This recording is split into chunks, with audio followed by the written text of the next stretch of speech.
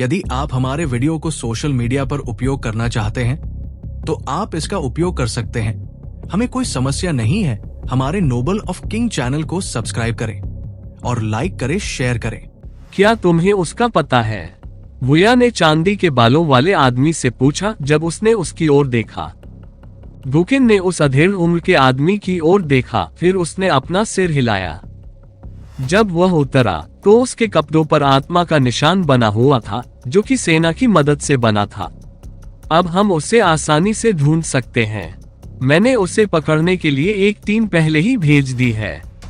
Guqin ने बूढ़े व्यक्ति को जवाब दिया और उसने अपना सिर हिलाया। अच्छा, पिछले 1000 सालों में वह पहला व्यक्ति है जो बिना पंजीकरण के अंदर घुसने में कामयाब रहा है। मैं चाहता हूं कि तुम उसे ढूंढो और मैं चाहता हूं कि तुम उसे जिंदा वापस मेरे पास लाओ। मैं उससे अपने सामने सवाल पूछूंगा। मैं खुद उससे सवाल पूछूंगा। बूढ़े आदमी ने चांदी के बालों वाले आदमी को देखना बंद करने से पहले कहा। मुझे एहसास हो गया। मैंने अपने आदमियों को उसे जीवित वापस लाने का आदेश दिया था। उन्हें कुछ ही समय में उस आदमी के साथ वापस आ जाना चाहिए। मैं खुद उसे यहाँ लेकर आऊंगा, गुकिन ने सिर हिलाते हुए कहा और वहां से चला गया। हम, बूढ़े आदमी ने सिर हिलाते हुए जवाब दिया। तारानकन तारानकन तारानकन तारानकन। जब दक्ष अपनी आत्मा तलवार पर निर्जन भूमि के ऊपर उड़ रहा था तो वह इस तथ्य पर भी प्रसन्न था कि यहाँ की क्यूई कितनी शुद्ध थी। यह एक निर्जन स्थान था और इससे भी बेहतर क्यूई पहले से ही एक साम्राज्य की क्यूई के बराबर थी। कोई आश्चर्य नहीं कि इसे सपनों की भूमि कहा जाता है। यदि सबसे बाहरी बंजर रेगिस्तान में मेरे स्थान के एक साम्राज्य जितनी क्यूई है तो वास्तव में यहाँ एक साम्राज्य में कितनी क्यूई होगी। दक्ष ने वातावरण से क्यूई को अवशोषित करते हुए बड़बड़ाया। यदि आप इतने पर ही खुश हैं तो आपको अमरलोक में क्यूई के बारे में सोचना भी नहीं चाहिए। क्यूई साधना का एक महत्वपूर्ण हिस्सा है और सभी साधक इसके पीछे भागते हैं। जिस स्थान पर बेहतर क्यूई है वहां निश्चित रूप से अधिक शक्तिशाली साधक होंगे और इसी तरह अधिक साधक उस स्थान का पीछा करेंगे। आपको क्या लगता है कि साधक अमरलोक में प्रवेश करने का सपना क्यों देखते हैं? जुन ने दक्ष से कहा। दक्ष मुस्कुराकर कुछ जवाब देने वाला था, लेकिन अचानक उसकी मुस्कान गायब हो गई और उसके हाव भाव गंभीर हो गए। जून ने दक्ष में परिवर्तन देखा। क्या हुआ? क्या कुछ गड़बड़ है? जुन ने दक्ष से पूछा। कुछ नहीं, बस कुछ लोग हैं जो मरना चाहते हैं, दक्ष ने बड़बड़ाते हुए कहा, जैसे ही उसने अपनी राजा की तलवार को अपनी भंडारण अंगूठी से बाहर निकाला और उड़ना बंद कर दिया। अल्पविराम। दक्ष ने महसूस किया था कि वे लोग उसकी दिव्य इंद्री का उपयोग कर रहे थे और उसने उनकी साधना को भी देखा था जो उसे डराने के लिए पर्याप्त नहीं थी। चूंकि वे लोग सीधे उसकी ओर बढ़ रहे थे, इसलिए इस बात की बहुत अधिक संभावना थी कि वे उसके बारे में जानते थे या वे डाकू थे। यदि समस्या जीवन के लिए खतरा नहीं थी तो तुरंत उसका समाधान करना बेहतर था। दक्ष अपनी तलवार से नीचे कूद गया और जमीन पर गिर गया। लॉन्ग चेस्ट के पैर जमीन पर पड़ते ही रेत चारों तरफ उड़ने लगी। टक्कर से रेत का एक बादल उत्पन्न हो गया। जल्द ही रेत का बादल छंट गया और दक्ष ने देखा कि लगभग 20 लोग उड़ती हुई तलवारों पर उसकी ओर आ रहे थे, जो उसकी अपनी तलवार जैसी लग रही थी। जैसा कि मैंने देखा, उनके पास आत्मा तलवारें हैं। मुझे लगा कि ये दुर्लभ होनी चाहिए, लेकिन उन सभी के पास यह है। मुझे लगता है कि वे इतने दुर्लभ नहीं हैं, दक्ष ने आह भरते हुए कहा। ऐसा नहीं है, मुझे उन तलवारों पर कोई आत्मा महसूस नहीं हो रही है। वे सिर्फ साधारण खजाने की तलवारें हैं, जुन ने दक्ष से कहा और उसने सिर हिलाया। आह, तो वे तलवारों पर उड़ान भरने के लिए कुछ दुर्लभ मार्शल कौशल का उपयोग कर रहे हैं। बहुत दिलचस्प है, दक्ष ने बड़बड़ाया। 20 गार्ड्स दक्ष के पास पहुंचे और उसे घेर लिया। तो आप अवैध हैं जो हमारी अनुमति के बिना हमारे पवित्र महाद्वीप में प्रवेश कर गए। अपनी तलवार छोड़ दो और हमें अपने नेता के पास ले जाने दो, अन्यथा 20 लोगों में से एक ने दक्ष से कहा और उसने अपनी तलवार दक्ष की ओर तान दी। नहीं तो क्या? दक्ष ने उत्सुकता से पूछा। अन्यथा हम तुम्हें बलपूर्वक ले जाएंगे, एक अन्य किसान ने कहा। दक्ष ने कुछ क्षण तक उनकी ओर देखा, फिर जोर से हंस पड़ा। तुम क्यों हंस रहे हो? एक साधक ने असमंजस में दक्ष से पूछा। हा, वह जरूर बहुत डर गया होगा। मैं उसे दोष नहीं देता, एक अन्य किसान ने कहा। एक अन्य व्यक्ति ने कहा, मुझे लगता है कि डर ने उसे पागल बना दिया है। उसे जबरदस्ती ले जाओ। मुझे नहीं पता कि यह क्या है, लेकिन स्वर्ग क्षेत्र के साधकों और जानवरों से लड़ने के बाद आकाश क्षेत्र के साधकों के एक समूह द्वारा धमकी दिए जाने में वास्तव में कुछ मजेदार है। दक्ष ने गर्व से कहा। तुमने एक स्वर्ग लोक के साधक से लड़ाई की। तुम हा, तुम लोग सही थे। वह पागल हो गया है। वह मूर्ख सोचता है कि वह हमें मूर्ख बना सकता है। एक स्वर्गीय क्षेत्र साधक कानूनी रूप से बिना किसी शुल्क का भुगतान किए महाद्वीप में प्रवेश कर सकता है। कोई अंदर क्यों घुसेगा? उसे गंभीरता से मत लो दोस्तों, क्योंकि उनकी आवाजें वातावरण में गूंज रही थीं, लेकिन किसी ने यह नहीं देखा कि इस हंसी के बीच एक आवाज गायब हो गई थी। एक सिर लुढ़ककर जमीन पर गिर पड़ा, आगे धड़ और फिर तलवार। 20 लोगों में से एक पहले ही मर चुका था और दक्ष ने हिलना भी नहीं छोड़ा था। मरने वाला आदमी वही था जिसने दक्ष को धमकी दी थी। जहां वह आदमी खड़ा था, वहां एक तलवार उड़ रही थी। फर्क सिर्फ इतना था कि वह उसकी तलवार नहीं थी, बल्कि ये दक्ष की आत्मा की तलवार थी। मैं उनसे निपटने के लिए दूसरों को भी नहीं लाना चाहता। वे बहुत कमजोर हैं, दक्ष ने आह भरते हुए कहा। वह अपने स्थान से गायब हो गया और एक अन्य व्यक्ति के पीछे प्रकट हुआ। वह व्यक्ति उस दिशा में देख रहा था जिस दिशा में दक्ष खड़ा था। तभी उसने दक्ष को गायब होते देखा। वह ये समझने के लिए इधर उधर देखने लगा कि क्या हुआ। तभी एक हाथ उसके कंधे पर थपथपाया। मैं यहाँ हूँ, दक्ष ने उस आदमी के पीछे आते हुए कहा।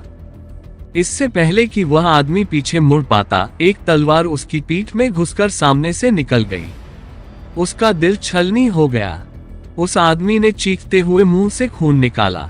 उसकी चीख ने आसपास के कल्टीवेटर्स का ध्यान खींचा। तभी एक और चीख सुनाई दी और एक और सिर फर्श पर लुढ़क गया। अल्पविराम। जब उनका ध्यान भटक रहा था, दक्ष की आत्मा तलवार ने एक और साधक को मार डाला। ऐसा लग रहा था मानो वे दोनों एक ही काम पर काम कर रहे थे। जब दक्ष ने ध्यान आकर्षित किया तो आत्मा तलवार ने मार डाला। वे दोनों तालमेल से काम कर रहे थे। काश्तकारों को यह उम्मीद नहीं थी कि स्थिति इतनी तेजी से बदल जाएगी, और इससे पहले कि वे कोई योजना बना पाते या हमला करने के बारे में सोच पाते, उनमें से 19 मारे गए। दक्ष का सामना कर रहे साधकों के लिए ऐसा लग रहा था कि लड़ाई घंटों तक चलेगी, लेकिन दक्ष के लिए दुश्मनों के लगभग पूरी तरह से खत्म होने में केवल कुछ सेकंड ही लगे थे। केवल एक साधक बचा था जो अंततः दक्ष की दिशा में हमला करने में कामयाब रहा, लेकिन दक्ष हमले को चकमा देकर गायब हो गया। उस आदमी को उम्मीद थी कि दक्ष उसके पीछे आएगा और उसने सहज ही पीछे मुड़ लिया, लेकिन उसे एहसास हुआ कि वह गलत था, क्योंकि एक हाथ ने उसकी गर्दन के पीछे वाले हिस्से को पकड़ लिया था, जबकि एक उड़ती हुई तलवार कहीं से आई और उसके दाहिने हाथ को काट दिया जिसमें तलवार पकड़ी हुई थी। आह! जैसे ही उसका हाथ कटा, वह जोर से चिल्लाया, लेकिन तभी उसका दूसरा हाथ भी कट गया, जिससे वह और भी जोर से चिल्लाने लगा। दक्ष ने उस आदमी की गर्दन को अपने हाथ में पकड़े हुए जमीन पर गिर गया। उसने उस आदमी के चेहरे को रेत पर पटक दिया, जिससे वह लहूलुहान हो गया। दर्द से चिल्ला रहा व्यक्ति चिल्लाना बंद कर दिया क्योंकि उसका मुंह रेत से भर गया था। दक्ष ने एक बार फिर लोगों को खड़ा किया। वह आदमी जोर जोर से खांसने लगा। हर खांसने के साथ उसके मुंह से रेत निकलने लगी। मुझे चीखना चिल्लाना पसंद नहीं है। अगर तुम फिर से चिल्लाए तो मैं तुम्हारी आंतें रेत से भर दूंगा। तुम अनंत काल तक खांस सकते हो, लेकिन तुम रेत नहीं हटा पाओगे। दक्ष ने उस आदमी को जमीन पर पटक दिया और उसे चेतावनी दी। कि तुम कौन हो? उस आदमी ने दक्ष से पूछा और उसके चेहरे पर डर का भाव था। दक्ष ने उस आदमी को देखा और उसकी दिशा में चलना शुरू कर दिया। उसने उस आदमी के घुटनों पर पैर रखा, जिससे वह जोर से चिल्लाने लगा। सवाल यह नहीं है कि मैं कौन हूं। अगर मैं तुम्हें बता भी दूं तो भी तुम नहीं जान पाओगे। असली सवाल यह है कि तुम कौन हो। अगर तुम जीना चाहते हो तो तुम्हें मुझे जवाब देना होगा, नहीं तो मैं तुम्हारी मौत को इतना दर्दनाक बना दूंगा कि राक्षस भी तुम्हारे भाग्य से गुजरने से डरेंगे, दक्ष ने गंभीर स्वर में कहा। वह आदमी चिल्लाता रहा लेकिन कोई जवाब नहीं दिया। दक्ष ने अपनी तलवार उठाए और साधक के दूसरे घुटने पर वार किया, जिससे वह और भी जोर से चिल्लाने लगा। उस आदमी की आंखों में आंसू आ गए। तो तुम बताओगे या नहीं? दक्ष ने उस आदमी से पूछा। मैं ये काम पूरे दिन कर सकता हूँ। मैं करूँगा, मैं तुम्हें सब कुछ बता दूंगा, बस करो, आदमी चीख कर बोला। अल्पविराम, तो बताओ तुम कौन हो? क्या तुम डाकू हो? दक्ष ने उस आदमी से अपने पैर हटाए बिना पूछा। मैं डाकू नहीं हूँ, मैं प्रकाश गति संप्रदाय का एक साधक हूँ, उस आदमी ने दक्ष से कहा और उसकी आंखों से आंसू गिरते रहे। लाइट स्पीड संप्रदाय, क्या आपका संप्रदाय पास में है? दक्ष ने दूसरा सवाल पूछा। नहीं, हमारा लाइट स्पीड सेक्ट पास में नहीं है, यह महाद्वीप के दूसरे छोर पर है, आदमी ने दक्ष से कहा। यह महाद्वीप के दूसरे छोर पर है, फिर तुम यहाँ क्यों हो? तुम्हें यहाँ भी नहीं होना चाहिए था, मेरा पीछा करना तो दूर की बात है, दक्ष ने उस आदमी से कहा और उसने उस आदमी को संदेह भरी नजरों से देखा। यह इस महाद्वीप का नियम है, हर प्रमुख संप्रदाय अपने बाहरी शिष्य को कुछ बाहरी संप्रदाय के बुजुर्गों के साथ महाद्वीप के प्रवेश द्वार की रक्षा के लिए भेजता है।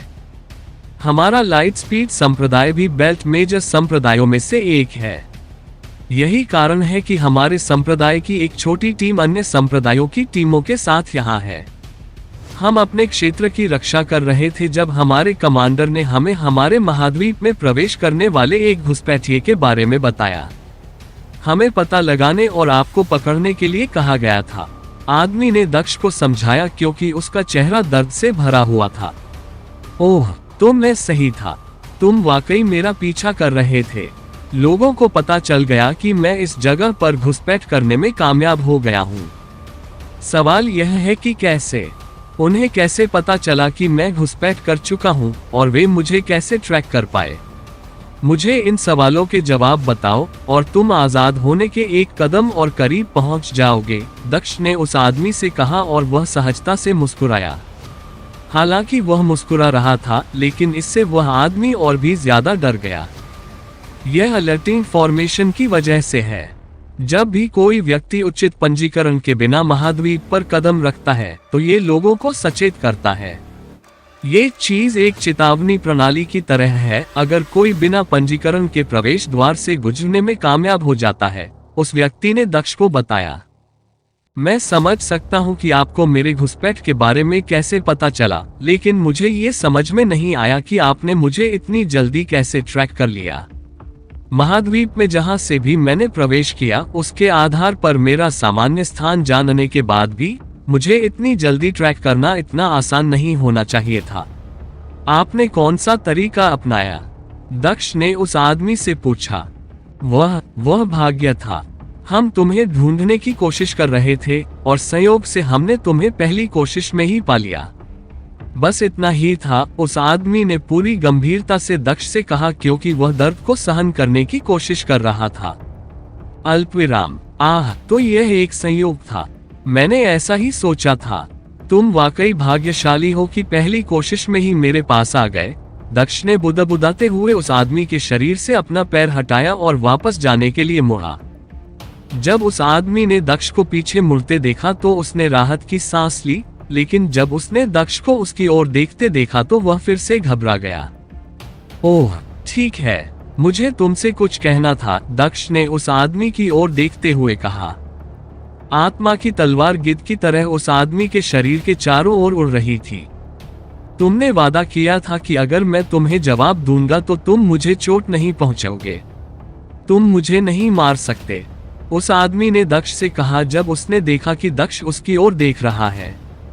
जैसे ही उसने दक्ष को पीछे मुड़ते देखा, उसे एहसास हो गया कि दक्ष शायद उसे मार डालेगा और उसे आजाद नहीं होने देगा। नहीं, मैं कुछ पूछना भूल गया। अगर तुम ईमानदारी से इसका जवाब दे सको तो मैं चला जाऊंगा, दक्ष ने उस आदमी से कहा। ठीक है, सवाल क्या है? आदमी ने दक्ष से पूछा, सवाल यह है कि क्या तुमने सचमुच सोचा था कि मैं तुम्हारे झूठ पर विश्वास कर लूंगा? दक्ष ने मुस्कुराते हुए उस आदमी से पूछा। आदमी के चेहरे पर सफेदी छाने लगी और उसका चेहरा सफेद हो गया। उसने कुछ कहने के लिए अपना मुंह खोला, लेकिन तभी दक्ष की आत्मा की तलवार नीचे गिरी और उस आदमी की छाती पर वार कर दिया। तलवार ने उस आदमी की छाती पर वार किया, लेकिन उसके महत्वपूर्ण अंगों को छू नहीं पाए। चलो एक बार फिर कोशिश करते हैं। इस बार मैं चूकूंगा नहीं, दक्ष ने मुस्कुराते हुए कहा। आत्मा की तलवार फिर से उड़ी और जैसे ही वह फिर से गिरने वाली थी, आदमी चिल्लाया, रुको, मैं तुम्हें बताता हूँ। आत्मा की तलवार उस आदमी के दिल से बस 1 इंच की दूरी पर रुक गई। अगर वह एक पल भी देर से होता तो तलवार उसके दिल में घुस जाती। तो मुझे बताओ, अगर तुम देर से आए और मैंने अपना धैर्य खो दिया तो तलवार नीचे गिर जाएगी, दक्ष ने उस आदमी की आंखों में देखते हुए कहा। यह एक निशान है। यह संरचना न केवल हमें सचेत करती है, बल्कि इसके अलग अलग कार्य भी हैं। जब आप जमीन पर उतरते हैं तो यह आपके जूतों पर एक ट्रैकिंग निशान छोड़ता है। हम आपको ट्रैक नहीं कर रहे थे, लेकिन हम कंपास के जरिए उस निशान को ट्रैक कर रहे थे, आदमी ने कहा। ओह, दिलचस्प है। इतनी सरल तरकीब फिर भी इतनी परेशानी भरी, दक्ष ने मुस्कुराते हुए कहा। मुझे वह कंपास दे दो, दक्ष ने उस आदमी से कहा। यह मेरी स्टोरेज रिंग में है। तुम रिंग से जो चाहो ले सकते हो, बस मुझे मत मारना, उस आदमी ने दक्ष से कहा। दक्ष ने उस आदमी का हाथ ढूंढने के लिए इधर उधर देखा जिसे उसने काटा था। कुछ मिनट तक शवों को देखने के बाद उसे उस आदमी का हाथ मिला। दक्ष ने उस आदमी के हाथ से अंगूठी ली और अंदर देखने लगा। उसे जल्द ही एक चांदी का कंपास मिल गया। दक्ष ने अंगूठी रख ली और कंपास उस आदमी के पास ले गया। क्या ये वही कंपास है जिसके बारे में तुम बात कर रहे थे? दक्ष ने उस आदमी से पूछा। हाँ, यही है, आदमी ने जवाब दिया। क्या मैं गठन से बाहर हो गया हूँ, या जूते उतारने के बाद क्या यह मुझ पर फिर से निशान छोड़ देगा? दक्ष ने उस आदमी से पूछा। तुम इसकी पहुंच से बाहर हो, यह अब तुम पर कोई निशान नहीं छोड़ सकता, उस आदमी ने दक्ष से कहा। अल्पविराम। दक्ष ने उस आदमी को देखा और अपनी दिव्य इंद्रिय का उपयोग करके ये जांचने की कोशिश की कि क्या वह फिर से झूठ बोल रहा है, लेकिन ये सच लग रहा था। यह अच्छी बात है, दक्ष ने कहा और अपने दोनों जूते उतार कर फेंक दिए। उसने कंपास पर नजर डाली और वह सही था। कंपास असल में जूतों की ओर इशारा कर रहा था। ये बेहतर है, अब मैं आजादी से बाहर जा सकता हूँ, दक्ष ने बड़बड़ाते हुए कहा और अपने स्टोरेज रिंग से एक जोड़ी जूते निकाले और उन्हें पहन लिया। ठीक है, अब जब हम इस पूरी ट्रैकिंग से संतुष्ट हैं, तो आप मेरे साथ आ रहे हैं। मैं इस जगह पर नया हूँ और मुझे अभी भी यहाँ बहुत सारी जानकारी की आवश्यकता है। आप मेरे कुछ और सवालों के जवाब देंगे। जब हम सबसे नजदीकी शहर में पहुँचेंगे तो मैं आपको छोड़ दूंगा, उसने उस आदमी को पकड़ते हुए कहा। दक्ष ने अपनी आत्मा तलवार पर पैर रखा और उड़ने लगा। मुझे अगले शहर के बारे में बताओ, दक्ष ने उड़ते हुए उस आदमी से पूछा। उसने दिशा भी नहीं पूछी क्योंकि वह जीशान को दिए गए ताबीज का पीछा कर रहा था। उस आदमी को आश्चर्य हुआ कि दक्ष बिना कुछ कहे ही सही दिशा में जा रहा था। क्या तुमने सुना नहीं मैंने क्या कहा? मुझे अगले शहर के बारे में बताओ, दक्ष ने फिर पूछा। ये सही है, इस गति से 2 दिन की यात्रा के बाद आप अगले शहर तक पहुंच सकते हैं। इसे स्क्रीन सिटी कहा जाता है। यह कोई बड़ा शहर नहीं है और कोई साम्राज्य या राज्य इसे नियंत्रित नहीं करता है। इसके बजाय यह एक स्वतंत्र शहर है जो अलग से संचालित होता है। आसपास के सभी राज्यों ने यहाँ अपनी शाखाएं स्थापित की हैं, जिनका उपयोग वे बाहर से आने वाले उम्मीदवारों की स्क्रीनिंग के लिए करते हैं। यदि वे किसी व्यक्ति का चयन करते हैं तो उस लड़के या लड़की को राज्य में एक मूव पद मिलता है और वे रातों रात प्रसिद्ध हो जाते हैं, उस आदमी ने दक्ष को समझाया। एक ऐसी जगह जहां लोगों को राज्य में उच्च पदों पर चुना जाता है। क्या ये पहली जगह है जहां दूसरे महाद्वीपों से लोग यहां आने के बाद आते हैं? दक्ष ने उस आदमी से पूछा। हाँ, ये पहला शहर है और प्रवेश द्वार के सबसे निकट है, आदमी ने दक्ष से कहा।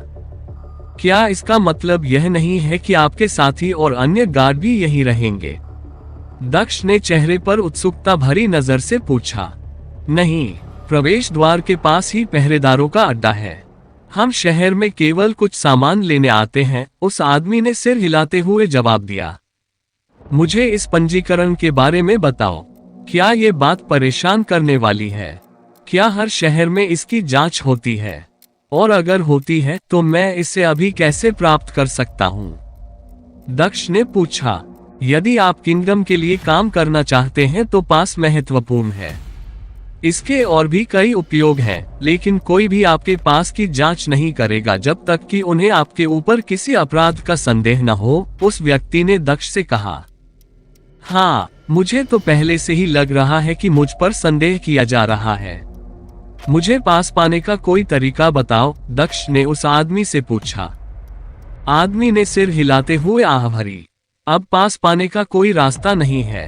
अगर उन्हें पता चल गया कि तुम्हारे पास है तो तुम्हें मार दिया जाएगा, उस आदमी ने दक्ष से कहा। अल्पविराम। हाँ, तो मुझे पास नहीं मिल सकता।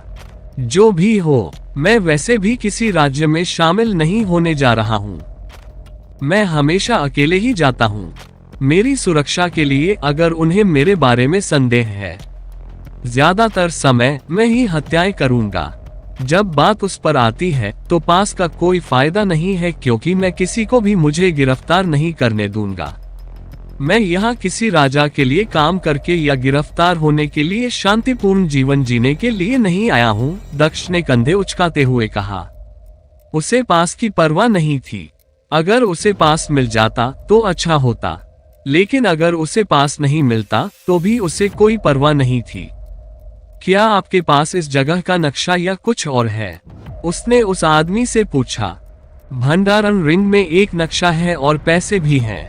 आपके पास पहले से ही सब कुछ है। क्या आप कृपया मुझे अब जाने दे सकते हैं? मैं भगवान की कसम खाता हूँ कि मैं आपके बारे में किसी को नहीं बताऊंगा। बस मुझे जाने दो, साधक ने दक्ष। यदि आप हमारे वीडियो को सोशल मीडिया पर उपयोग करना चाहते हैं तो आप इसका उपयोग कर सकते हैं। हमें कोई समस्या नहीं है। हमारे नोबल ऑफ किंग चैनल को सब्सक्राइब करें और लाइक करें, शेयर करें की ओर देखा और एक बार फिर विनती की। जैसा कि मैंने कहा, अगले शहर में पहुंचते ही मैं तुम्हें मुक्त कर दूंगा। तब तक मेरे साथ रहो, दक्ष ने उस आदमी से कहा और उसने अपना सिर हिलाया। वह आदमी अपनी किस्मत पर भरोसा करते हुए आहें भरने से खुद को नहीं रोक सका।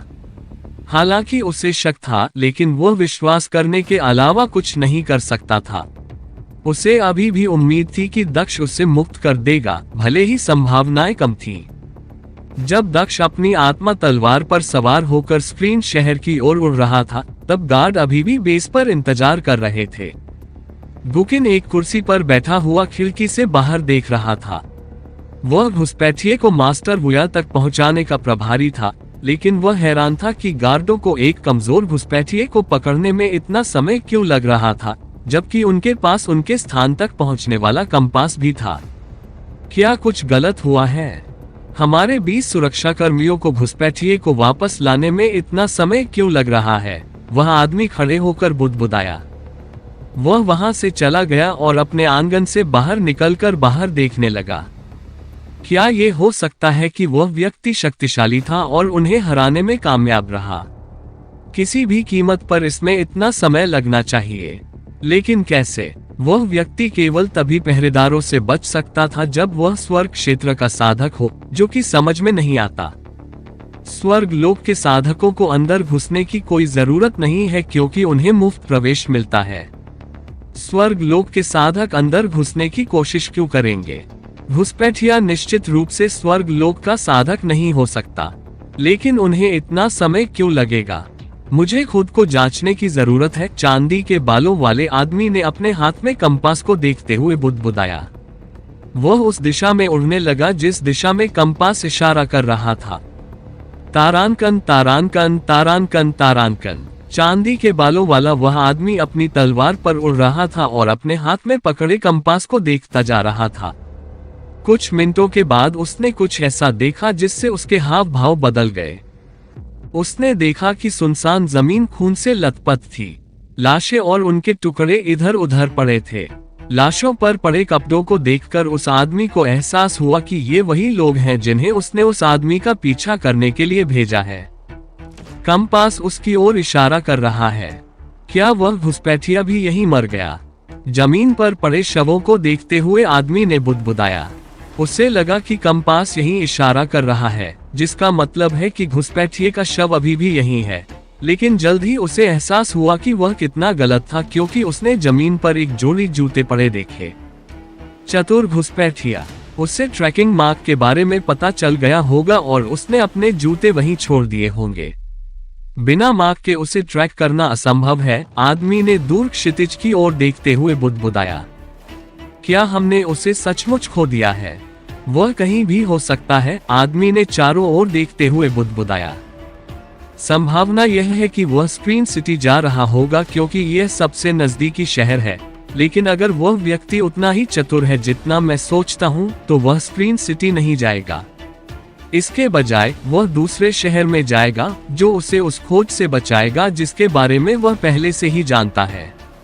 क्या मैंने उसे वास्तव में खो दिया है? बुकिन ने भौहें सिकोड़ते हुए कहा। अगर मैं उसे नहीं ढूंढ पाया तो ये परेशानी वाली बात होगी। सीनियर भैया पहले से ही मेरा इंतजार कर रहे हैं कि मैं घुसपैठिए को उनके पास लेकर आऊं। मेरी लापरवाही पर वे वाकई बहुत नाराज होंगे, बुकिन ने अपने चेहरे पर निराशा भरी नजर के साथ कहा। उसने आसमान की ओर देखा और हताश होकर चिल्लाया। बहुत देर तक गुस्से में दहाड़ने के बाद वह शांत हो गया। वह अभी भी हताश था, लेकिन अब वह चिल्ला नहीं रहा था। मुझे उनके साथ आना चाहिए था। मुझे और अधिक शक्तिशाली साधकों को भेजना चाहिए था। ये वास्तव में मेरी लापरवाही थी जिसके कारण ये सब हुआ। मुझे उसे किसी भी कीमत पर ढूंढना है, लेकिन पहले मुझे सीनियर भुया को सूचित करना होगा। केवल उसके पास ही आसपास के शहरों को घुसपैठिए के बारे में सचेत करने और खोज शुरू करने का अधिकार है, आदमी ने कहा और फिर से अपनी उड़ती तलवार पर पैर रखा और वापस उड़ गया। तारानकन तारानकन तारानकन तारानकन तारानकन। दक्ष अपनी तलवार पर काफी देर तक उड़ता रहा, इससे पहले कि वह दूर क्षितिज पर दीवारों की एक झलक देख पाता। यही वह शहर है जिसके बारे में हमने बात की थी। मैं तुम्हें पहले ही सब कुछ बता चुका हूँ। क्या तुम मुझे अब जाने दोगे? आदमी ने दक्ष से पूछा। हाँ, मैं तुम्हारे जैसे आदमी को शहर में ले जाकर अच्छा नहीं लगूंगा। मैं एक वादा पूरा करूंगा और तुम्हें आजाद करूंगा, दक्ष ने पूरी गंभीरता से कहा और अपना सिर हिलाया। मैंने तुम्हें आजाद कर दिया है।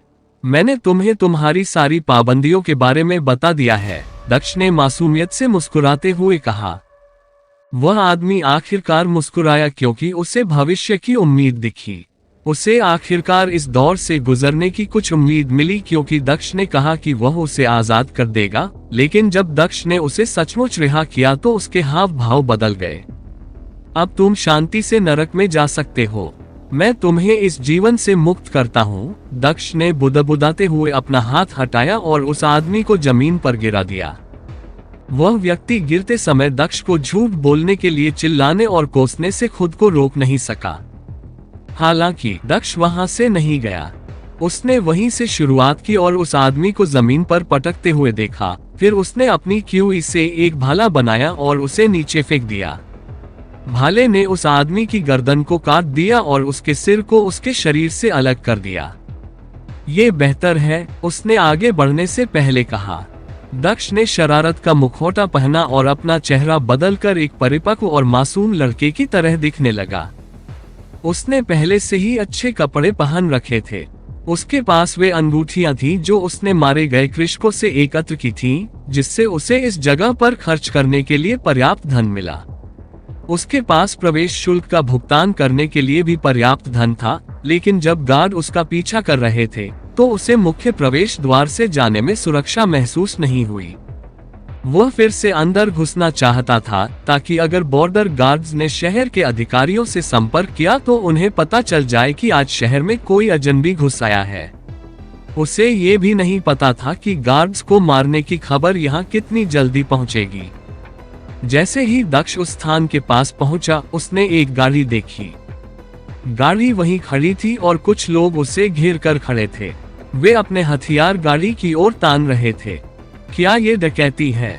वे डाकू लग रहे हैं, दक्ष ने गाड़ी की तरफ देखते हुए कहा, लेकिन उसने उन्हें अनदेखा करने का फैसला किया। वह यहाँ नया था और उसे इसमें शामिल होने की जरूरत नहीं थी क्योंकि वह यहाँ किसी को नहीं जानता था। दक्ष गाड़ी के आगे से उड़कर शहर की सीमा की ओर बढ़ गया, लेकिन तभी डाकुओं ने उसे देख लिया। बॉस, ऐसा लगता है कि किसी ने हमें देख लिया है। वह आदमी यहाँ नहीं आ रहा है, बल्कि शहर जा रहा है। वह गार्ड को सचेत करने के लिए वहां आया होगा।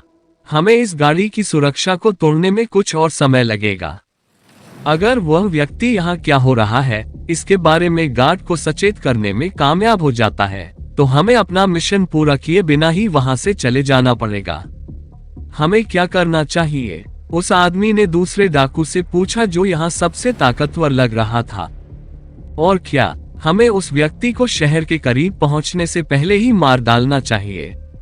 डाकू राजा ने चिढ़कर जवाब दिया, लेकिन वह बहुत दूर है, हम उसके पीछे उड़कर भी नहीं पहुंच सकते। एक डाकू ने चिंता जताई।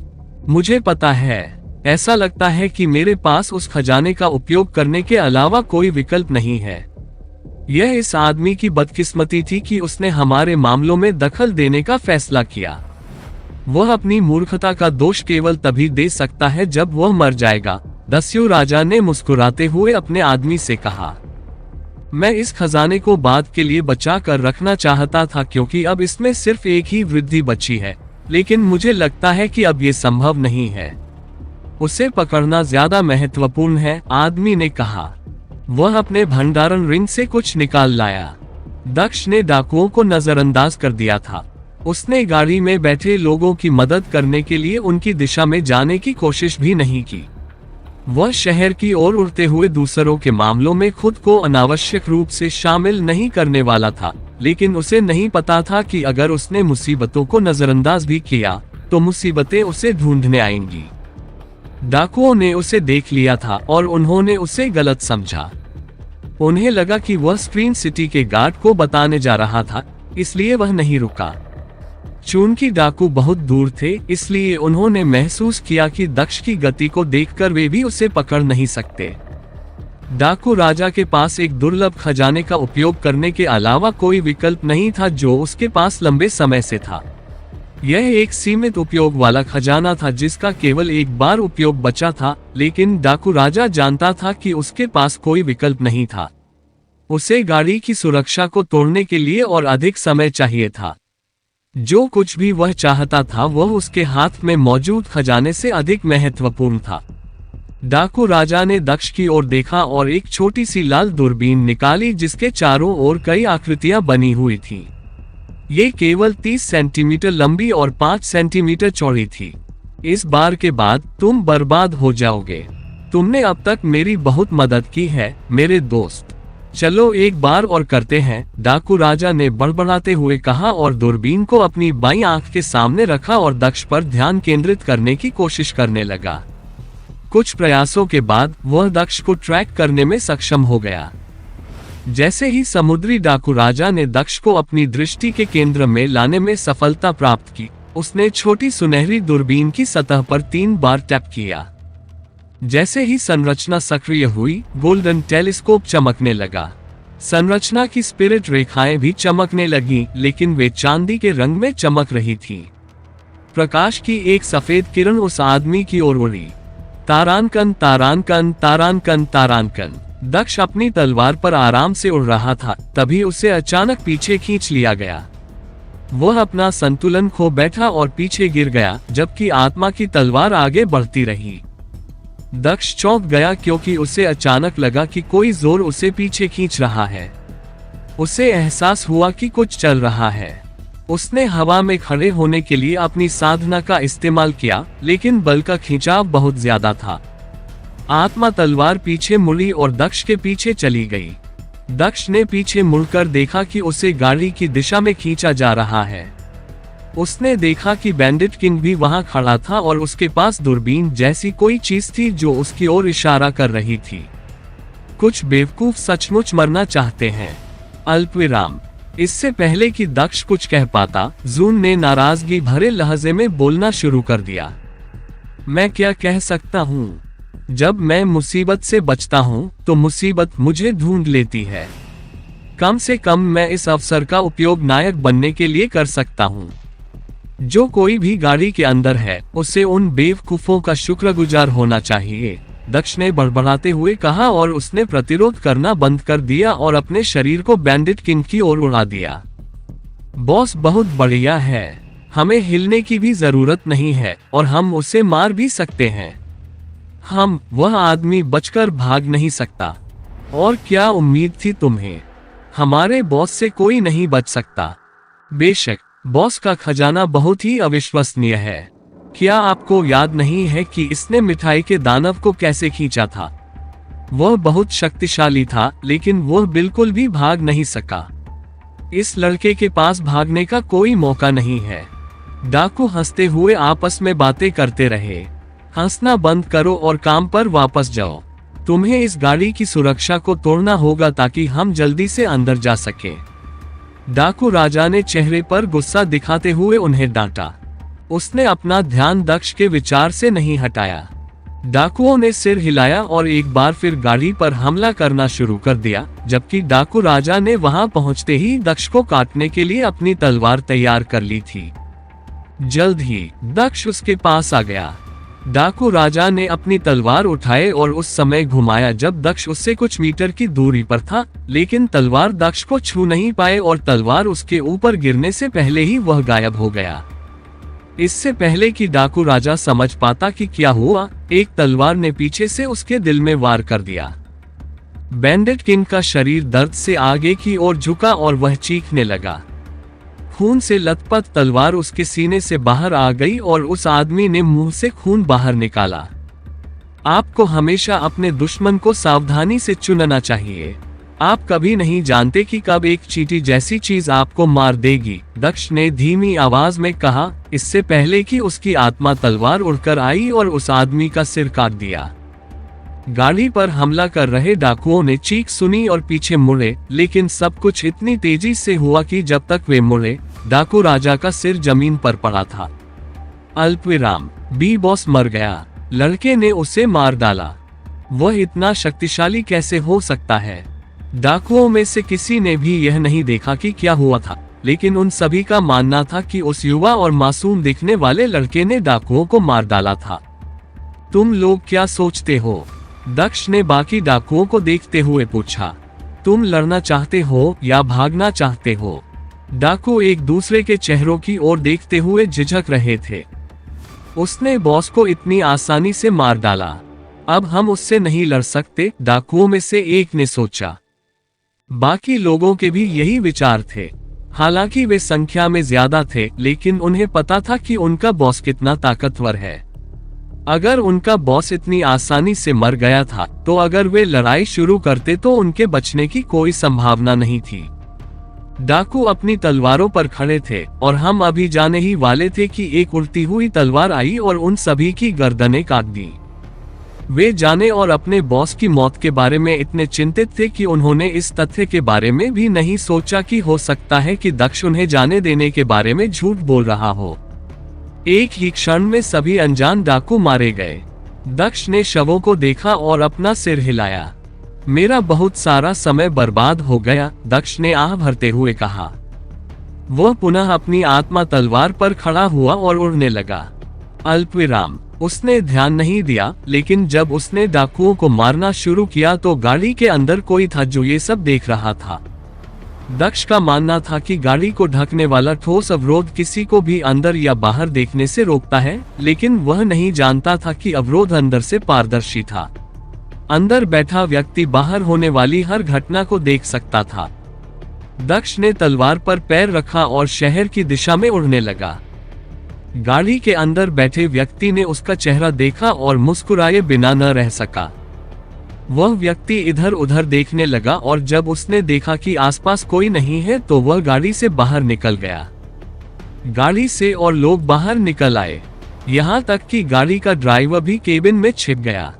दिलचस्प आदमी है, उसने हमारी मदद की और इनाम के लिए भी नहीं रुका। अच्छा हुआ कि हम बाहर देख पाए, वरना हमें उसके बारे में पता भी नहीं चलता, एक व्यक्ति ने बुदबुदाया। तारानकन तारानकन तारानकन तारानकन। दक्ष ने गाड़ी पीछे छोड़ दी और एक बार फिर शहर की दिशा में उड़ने लगा। कुछ देर बाद वह शहर की दीवार के पास पहुंचा और सावधानी से उड़कर अंदर चला गया।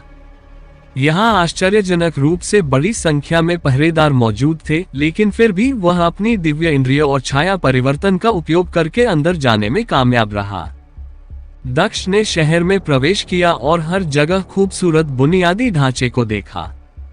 शहर इतना व्यवस्थित और सुव्यवस्थित लग रहा था कि वह आश्चर्यचकित रह गया।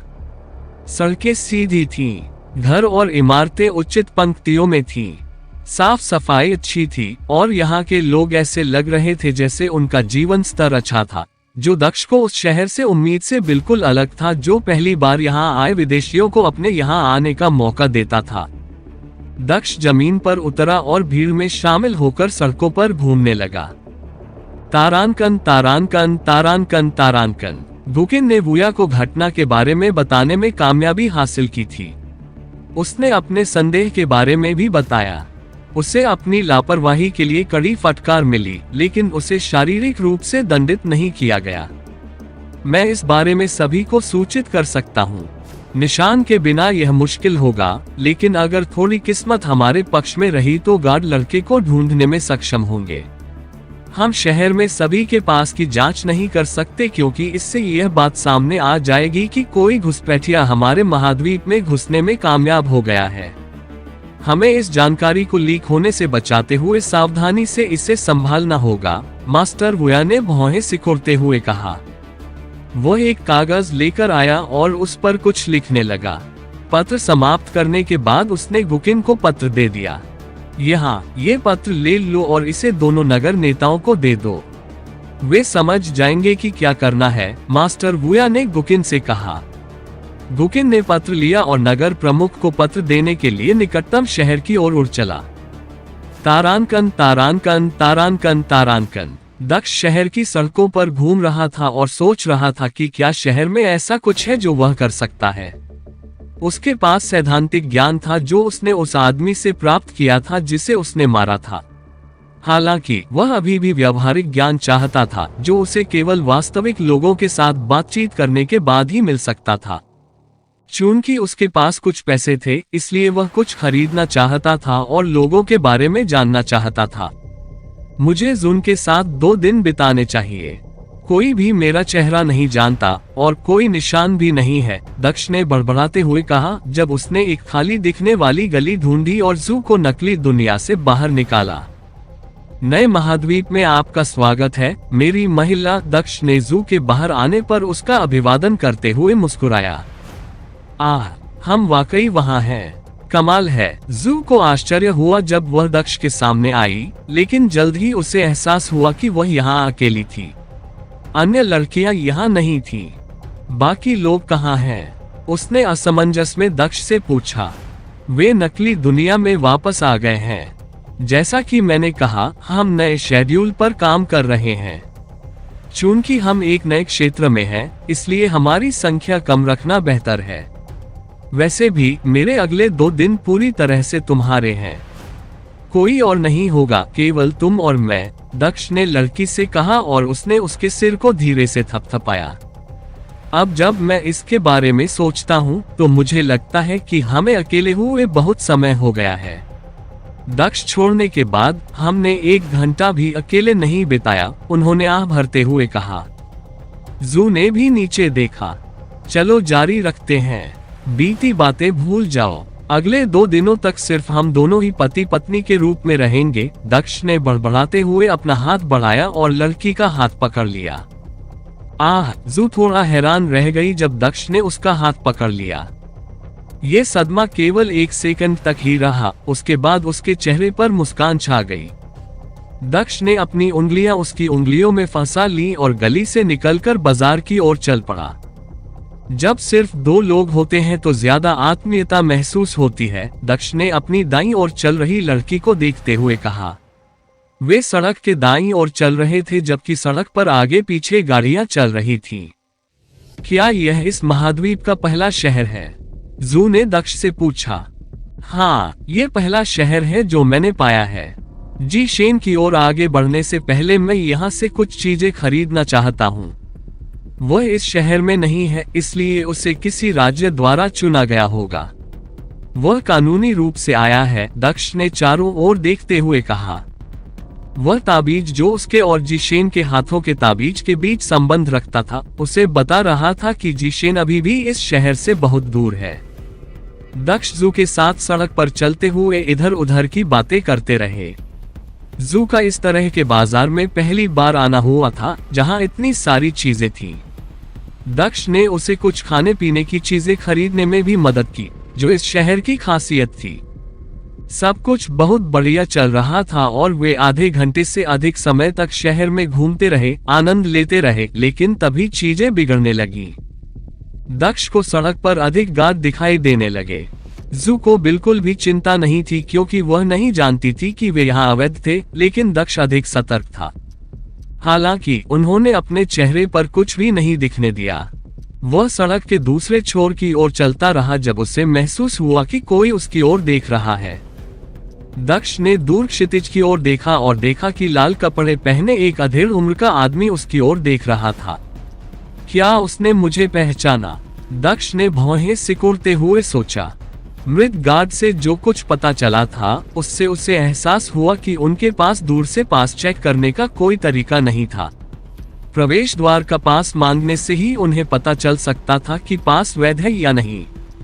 कोई भी व्यक्ति उसे देखकर यह नहीं बता सकता था कि वह अवैध है। लेकिन वह आदमी उसकी तरफ क्यों देख रहा था? उसे कुछ समझ नहीं आया, लेकिन तभी उसने कुछ नोटिस किया। हालांकि ऐसा लग रहा था कि वह आदमी उसकी तरफ देख रहा था, लेकिन असल में वह जू की तरफ देख रहा था। क्या ऐसा हो सकता है कि उसकी साधना बहुत कम है और इस वजह से उसे संदेह हुआ? मैं अपनी साधना छिपा रही हूँ ताकि वह न देख सके, लेकिन जू की साधना हर किसी को दिखाई दे रही है जो कोशिश करता है। वह पहले चरण का स्वर्ग लोक साधक है, इसलिए अगर वह कुछ भी करने की कोशिश करता है तो उससे निपटना मुश्किल नहीं होगा। लेकिन यहाँ और भी लोग हैं। क्या मुझे यहाँ एक दिन बिताने का विचार छोड़ देना चाहिए और यहाँ से चले जाना चाहिए?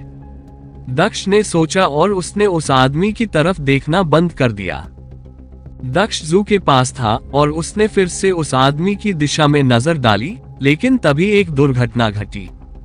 दक्ष ने पहले सामने देखा और फिर उस आदमी की तरफ देखा, लेकिन जैसे ही उसने अपनी नजरें दूसरी तरफ घुमाई, दुकान से दो लोग उसके बराबर की दूरी पर निकल आए। चूंकि दक्ष उस आदमी की तरफ देख रहा था, इसलिए वह दुकान से बाहर आए व्यक्ति से टकरा गया। आउच! जब दक्ष से भिड़ने वाला व्यक्ति जमीन पर गिरा तो एक स्त्री जैसी आवाज सुनाई दी। दक्ष ने जल्दी से उलझन में आगे देखा और एक खूबसूरत लड़की को जमीन पर लेटा हुआ देखा। लड़की ने एक खूबसूरत लाल पोशाक पहन रखी थी।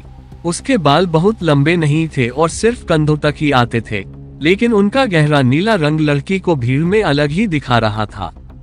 लड़की 20 साल की लग रही थी। वह दक्ष जितनी ही लंबी थी, लेकिन उससे कहीं ज्यादा पतली थी। लड़की की गहरी नीली आंखें उसके बालों से मेल खाती थीं। वह उसके जैसी दिखती है, दक्ष ने लड़की का चेहरा देखते ही सोचा।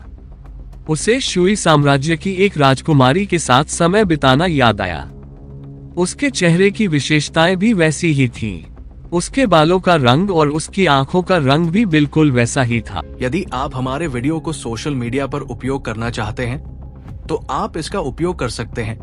हमें कोई समस्या नहीं है। हमारे नोबल ऑफ किंग चैनल को सब्सक्राइब करें और लाइक करें, शेयर करें। तुम गुंडे हो, तुम्हारी हिम्मत कैसे हुई मुझे मारने की? लड़की खड़ी हुई और उसने अपनी उंगली दक्ष की ओर इशारा की। नहीं, वह बस वैसी ही दिखती है।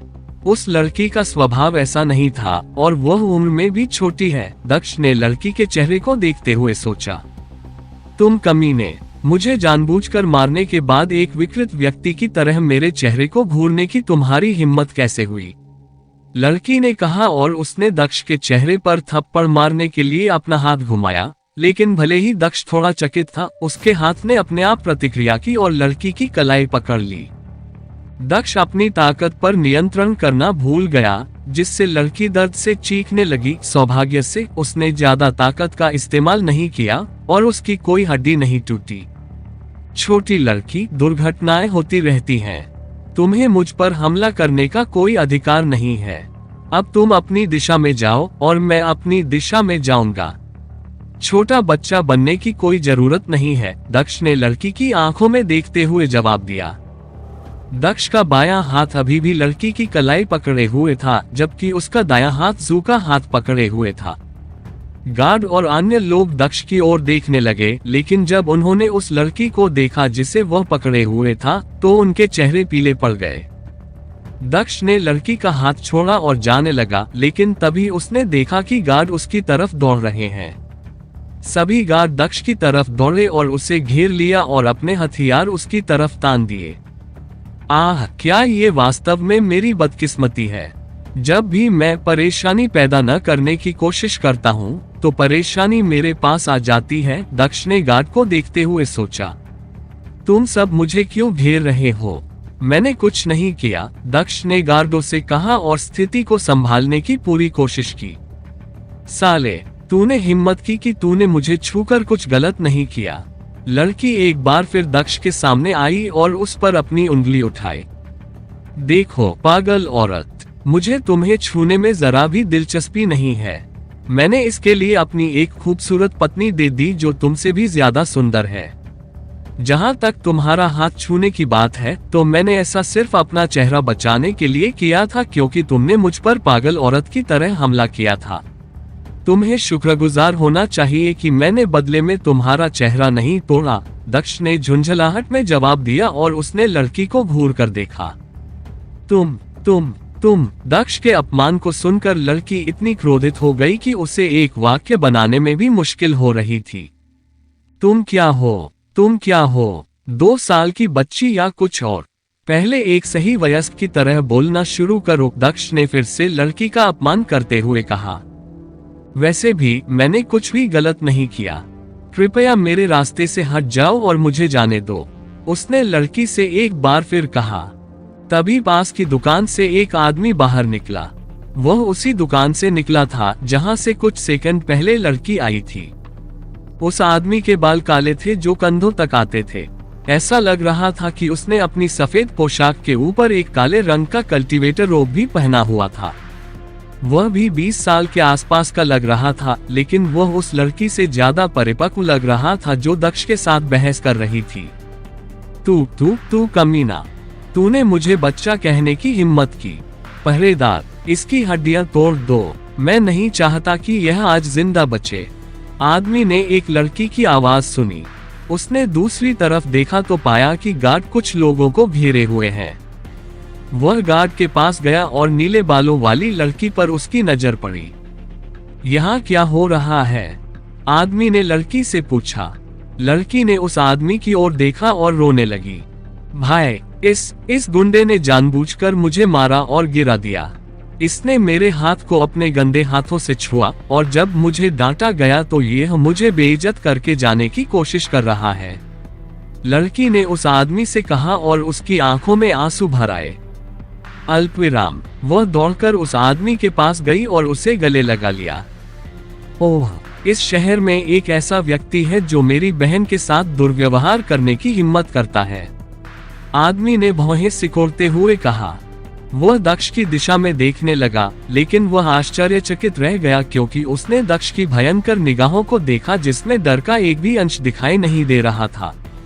बच्चे, तुमने मेरी बहन को मारा और उसका हाथ भी छुआ।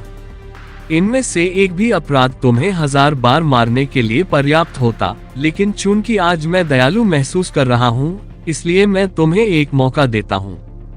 अपना वह हाथ काट दो जिसने मेरी बहन को छुआ था और फिर तुम्हारे पास जो भी तुच्छ साधना है उसे नष्ट कर दो और मैं तुम्हें जाने दूंगा, उस आदमी ने भौहें सिकुड़ते हुए दक्ष से कहा।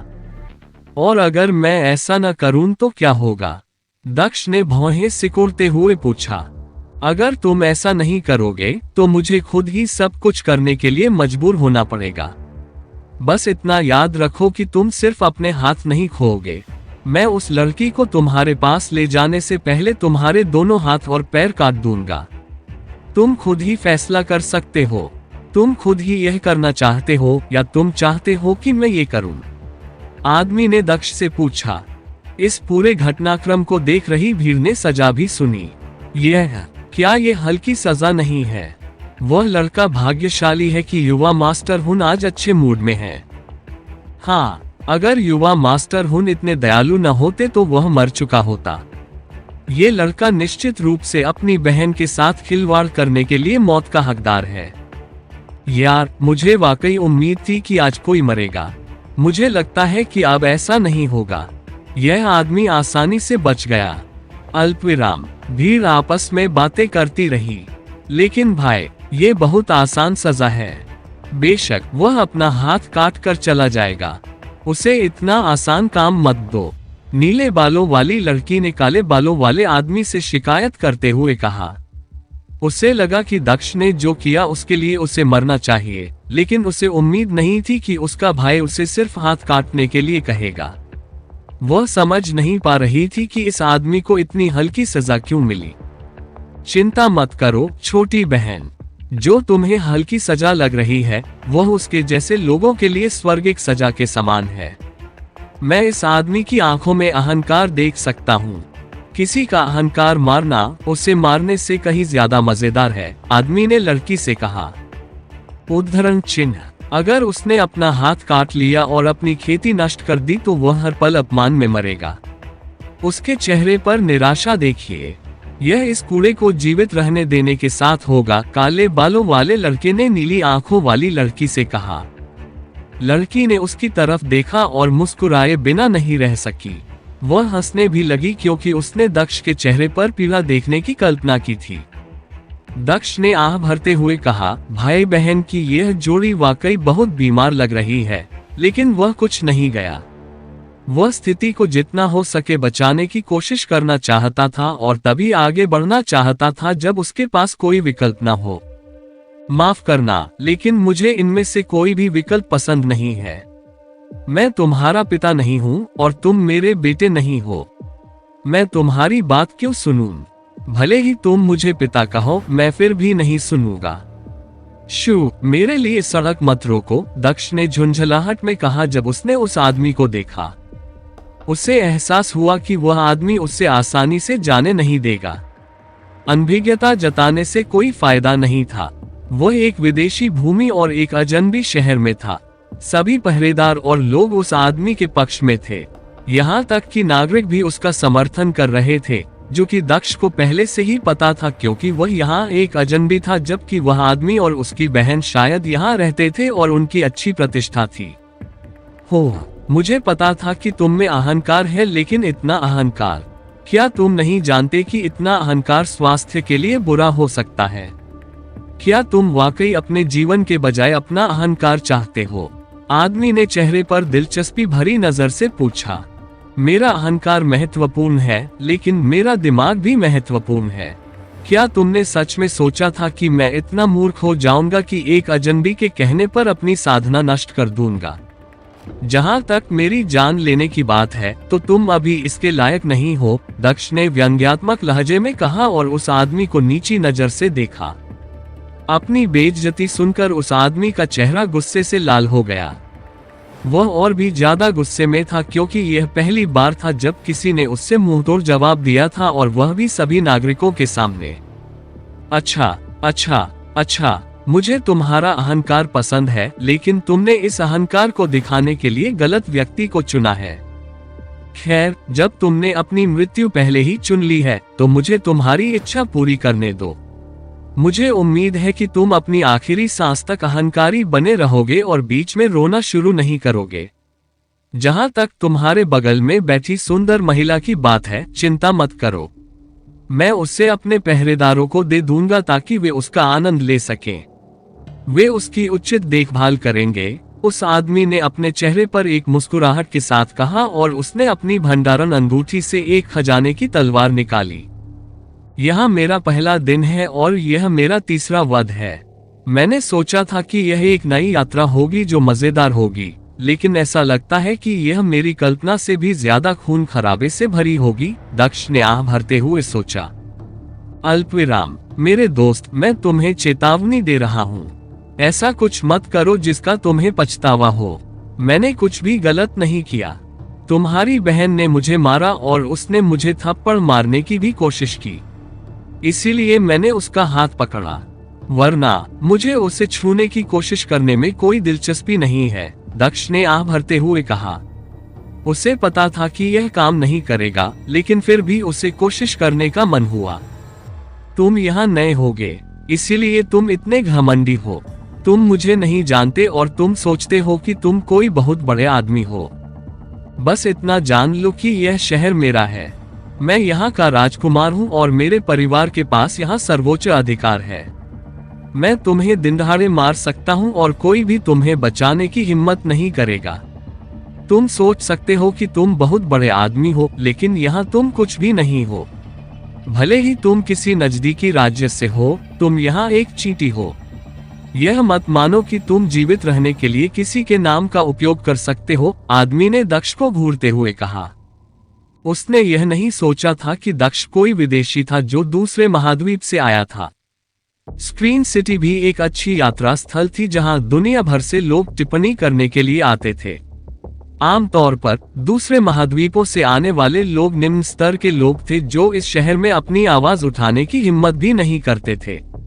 यहाँ सिर्फ वे लोग आते थे जो परेशानी खड़ी करने के लिए आते थे और खुद को कोई राजा या ऐसा ही कुछ समझते थे। वह आदमी भी दक्ष को ऐसा ही मानता था। उसके दिमाग में दक्ष के पास एक खजाना था जो साधना को छिपाने में सक्षम था। केवल इस महाद्वीप के लोगों के पास ही इस तरह के खजाने हो सकते हैं जो उससे पहले भी काम करते थे। उसके पास एक खजाना था जो उसे दूसरों की साधना को देखने में मदद करता था, भले ही वे अपनी साधना को छिपाने के लिए खजाने का इस्तेमाल करते हों और केवल उसी स्तर पर स्थित साधना छिपाने वाले खजाने ही उसके सामने प्रभावी हो सकते थे। उसका खजाना पीक स्काई ग्रेड खजाना था। उसे विश्वास नहीं था कि किसी विदेशी के पास भी उसी स्तर का खजाना होगा। ये दक्ष के रवैये के साथ मिलकर उसे विश्वास दिलाता था कि दक्ष इस महाद्वीप के किसी राज्य के एक प्रमुख परिवार से था, लेकिन इस शहर पर किसी राज्य का शासन नहीं था, इसलिए उसे दक्ष की परवाह नहीं थी। वह अपने परिवार के प्रति आश्वस्त था और जानता था कि वह किसी भी चीज का ध्यान रख सकता है, बशर्ते कि यह व्यक्ति किसी नजदीकी राज्य का राजकुमार न हो। उसके कपड़ों को देखकर ऐसा नहीं लगता कि वह कोई राजकुमार है या कुछ और। उसके पास कोई शाही रक्षक भी नहीं है, जबकि सभी राजकुमारों के पास कम से कम एक तो होता ही है। यह आदमी राजकुमार नहीं हो सकता। वह किसी अच्छे परिवार का बेकार लड़का ही हो सकता है जिसके पास कुछ खजाने हैं, लेकिन उसका परिवार उसे सुरक्षा देने के लिए पर्याप्त परवाह नहीं करता। यह आदमी वाकई बेवकूफ है जो सोचता है कि वह मेरा अपमान करके बच सकता है, काले बालों वाले आदमी ने दक्ष को देखते हुए सोचा। इससे कोई फर्क नहीं पड़ता कि मैं इस शहर में नया हूं या पुराना। मामले की सच्चाई वही है। मैंने कुछ भी गलत नहीं किया और तुम सब मुझे फंसाने की कोशिश कर रहे हो। अगर तुम्हारी बहन कम से कम मेरी पत्नी जितनी सुंदर होती तो बात अलग होती, लेकिन ऐसा भी नहीं है। मैंने कुछ भी गलत नहीं किया और मुझे इसके लिए सजा नहीं मिल रही है। अगर इस शहर पर इसी तरह से शासन किया जाता है तो मुझे यहाँ रहने की भी कोई परवाह नहीं है। मैं कुछ जरूरी सामान लेने के बाद यहाँ से जा रहा हूँ, दक्ष ने अपना सिर झुकाते हुए कहा। वह जू का हाथ पकड़े हुए था और जाने की कोशिश कर रहा था, लेकिन उसे रोक दिया गया क्योंकि तलवार उसकी गर्दन से कुछ इंच की दूरी पर आकर रुकी। जू डर गई क्योंकि उसने तलवार को दक्ष के गले के पास देखा। दक्ष की सुरक्षा के डर से उसका दिल धड़कने लगा। क्या आप कृपया हमें जाने दे सकते हैं? मैं कसम खाती हूँ कि उसने कुछ भी गलत नहीं किया है। ये बस एक दुर्घटना थी। हम तुरंत यहाँ से चले जाएंगे और यहाँ कभी वापस नहीं आएंगे, जू ने हिम्मत जुटाते हुए उस आदमी से कहा। काले बालों वाले आदमी ने जू की ओर देखा और अपने होंठ चाटे। तुम्हारी आवाज वाकई बहुत अच्छी है। भले ही तुम सबसे सुंदर लड़की नहीं हो जिसे मैंने देखा हो, लेकिन तुम्हारी आवाज वाकई कामुक है। यह मुझे उत्तेजित कर रही है, उस लड़के ने जू को ऊपर से नीचे तक देखते हुए कहा। मैंने अपनी योजना बदल दी है। उस आदमी को मारने के बाद मैं तुम्हें मजे करने के लिए गार्डों को नहीं दूंगा। मैं तुम्हें अपने कमरे में ले जाऊंगा और सारी रात मजे करूंगा तुम्हें कराहता हुआ। वह आदमी अश्लील बातें करने लगा, लेकिन जैसे ही वह अपनी बात कहने वाला था, एक मुक्का उसके चेहरे पर पड़ा जिससे वह दूर जा गिरा। वह व्यक्ति पीछे खड़े गार्ड से टकराया और फिर पीछे की ओर उड़ता रहा, जिससे वह अपने मूल स्थान से 50 मीटर दूर जा गिरा। क्या तुम्हारे माता पिता ने तुम्हें लोगों की पत्नियों से बात करना नहीं सिखाया? क्या सभी लोग अपनी माँ और बहन से इसी तरह बात करते हैं? मुझे तुम्हारी माँ और बहन पर दया आती है, दक्ष ने गंभीर स्वर में कहा, जब वह उस स्थान पर खड़ा था जहाँ वह आदमी खड़ा हुआ करता था। वह इतना तेज था कि किसी को भी ये पता नहीं चला कि क्या हुआ था और वह उस आदमी के पास कैसे आया। नीले बालों वाली लड़की अभी भी वहीं खड़ी थी, चकित, यह नहीं जानती कि अभी क्या हुआ था। गार्डों ने तेजी से प्रतिक्रिया की और हमला करने के लिए दक्ष की ओर दौड़े, लेकिन दक्ष ने अपना हाथ उठाया और लड़की की गर्दन पकड़ ली। जैसे ही गार्डों ने दक्ष के हाथ में नीले बालों वाली लड़की को देखा, वे तुरंत रुक गए। मैंने सुना है कि तुम्हारा भाई यहाँ बहुत बड़ा आदमी है। तुम भी बहुत महत्वपूर्ण होगे। अगर मेरा हाथ कांप गया और मैंने गलती से तुम्हारी गर्दन कुचल दी तो ये बहुत शर्म की बात होगी। क्या तुम कृपया अपने सुरक्षा कर्मियों से कह सकते हो कि वे मेरी पत्नी और मुझसे दूर चले जाएं? नहीं तो मैं तुम्हारी गर्दन कुचलने में 1 सेकंड भी नहीं लगाऊंगा। तुम यहाँ बहुत बड़ी आदमी हो सकती हो, लेकिन मेरी नजर में तुम सिर्फ हड्डी मांस की खाल हो जिसे तोड़ने में 1 सेकंड भी नहीं लगेगा, दक्ष ने धीरे से कहा और लड़की को घूरा। लड़की उसकी बातें सुनकर घबरा गई। उसका पहले से ही पीला पड़ा चेहरा और भी पीला पड़ गया। ओ छोड़ो, पीछे हटो, लड़की ने डरते हुए गार्डों से कहा। पहरेदारों ने उसकी बात सुनी और डर के मारे पीछे हट गए। उन्हें पता था कि अगर उस लड़के ने वाकई लड़की को मार दिया तो वे कोई जिम्मेदारी नहीं ले सकते। इसके बजाय उन्हें ही दोषी ठहराया जाएगा। वे ऐसा नहीं चाहते थे और उन्होंने उसकी बातें सुनी। काले बालों वाला लड़का भी खड़ा हो गया। रुको, मेरी बहन को कुछ मत करना, नहीं तो मैं तुम्हें मौत से भी बदतर मौत दूंगा। वह आदमी गुस्से में दहाड़ते हुए दक्ष की ओर हाथ से इशारा करते हुए उसे रुकने के लिए कहा। हाँ, क्या तुम पहले भी यही बात नहीं कह रहे थे? तुम लड़कियों को अपने लिए लेने के बारे में बहुत बातें करते हो। मुझे आश्चर्य है कि अगर मैं अभी और यहीं तुम्हारी बहन के कपड़े फाड़ दूं तो तुम कैसी प्रतिक्रिया दोगे? जब मैं तुम्हारी बहन को सबके सामने ले जाऊंगा और उसे मेरा नाम पुकारने पर मजबूर करूंगा तो तुम्हारा चेहरा देखना कितना मजेदार होगा। तुम्हें यही पसंद है। मुझे यकीन है कि ऐसा करते समय तुम्हारे चेहरे पर बड़ी मुस्कान आएगी। दक्ष ने काले बालों वाले आदमी से उसके चेहरे पर शैतानी मुस्कान के साथ कहा। साले, मैं भगवान की कसम खाता हूँ कि अगर तूने मेरी बहन को कुछ किया तो मैं तुझे मार डालूंगा। उसे अभी छोड़ दे वरना, काले बालों वाला लड़का फिर चिल्लाया मानो उसका दिमाग खराब हो गया हो। या क्या तुम्हें पता है कि जब तुमने मुझे पहली बार धमकाया था तब क्या हुआ था, है ना? क्या तुम सच में इतना कुछ होने के बाद भी मुझे नहीं समझ पाए?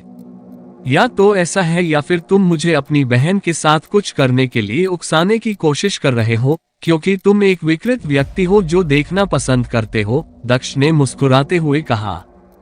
उसने जू का हाथ छोड़ा और उस हाथ से लड़की के गालों को छुआ। लड़की ने डर कर आंखें बंद कर ली। तुम कमीने, काले बालों वाला लड़का फिर से दक्ष की ओर भागने लगा, लेकिन दक्ष ने अपना हाथ आगे बढ़ाते हुए अपने शरीर को घुमाया और लड़की की पीठ को जमीन पर पटक दिया। पीछे एक हल्का गड्ढा रह गया। वह आदमी अचानक चौंक कर रुक गया। मैं उसकी साधना जानता हूं और उसे कुचलने के लिए मैंने बहुत ज्यादा ताकत का इस्तेमाल नहीं किया। मैंने उसे सुरक्षित रखते हुए सिर्फ उसे चोट पहुंचाने के लिए ही इतनी ताकत का इस्तेमाल किया। अगर तुम फिर भी नहीं रुके तो अगली बार मैं इतनी कम ताकत का इस्तेमाल नहीं करूंगा। मैं उसे इतनी जोर से कुचल दूंगा कि उसकी खोपड़ी किसी फल की तरह टूट जाएगी। अगर तुम्हें शक है तो तुम फिर से कोशिश करके देख सकते हो। दक्ष ने उस लड़के को चेतावनी दी और मुस्कुराते हुए लड़की को फिर से उठाया। पब फ्यूचर द्वारा विज्ञापन। उसकी गर्दन का लीवर उसके हाथ से छूट गया। ठीक है दोस्तों, अब हट जाओ। मुझे लगा था कि यह शहर मजेदार होगा, लेकिन ये भी एक भ्रष्ट शहर है जहाँ कुछ बेवकूफ बॉस की तरह घूमते हैं। मुझे अब यहाँ रहने का मन नहीं है, दक्ष ने जाते हुए कहा। रुको, मेरी बहन को छोड़ दो। मैं वादा करता हूँ कि मैं तुम्हें नहीं रोकूंगा। तुम्हें जाने दिया जाएगा और कोई भी बाधा उत्पन्न नहीं करेगा, काले बालों वाले लड़के ने सिर पर शिकन के साथ दक्ष से कहा। वह जानता था कि अगर दक्ष ने लड़की को मार दिया तो वह कुछ नहीं कर पाएगा। वह चाहता था कि कुछ भी करने से पहले वह उसे छोड़ दे।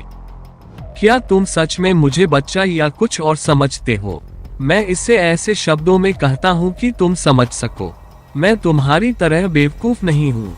मैं इस जगह से जाने से पहले किसी भी हालत में इस लड़की को नहीं छोड़ सकता।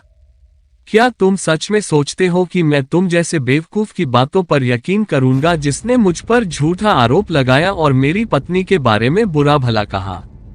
खुश रहो कि तुम मेरे हाथ में नहीं हो, वरना मैं तुम्हें बंधक बनाकर सीधे तुम्हारी गर्दन नहीं कुचलूंगा, दक्ष ने काले बालों वाले आदमी को घूरते हुए कहा। दक्ष जानता था कि वह दुश्मन के शहर में था, लेकिन उसके पास स्थानिक यात्रा के 2 उपयोग बचे थे।